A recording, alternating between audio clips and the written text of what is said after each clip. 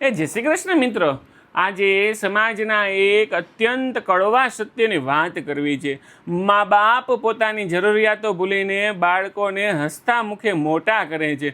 ગમે તેવી આર્થિક તંગીમાં પણ તેમના ઉછેરમાં ક્યારેય કમી આવવા દેતા નથી। પણ જ્યારે આ જ બાળકો પગભેર થાય છે ને, ત્યારે ચિત્ર સાવ બદલાઈ જાય છે। જેમણે બાળકોને હૃદયમાં સમાવ્યા એમના જ ઘરમાં આજે મા બાપ માટે એક ખૂણો પણ વધતો નથી। સમય અને પૈસાના બહાના હેઠળ જવાબદારીઓ ઢોળાઈ જાય છે।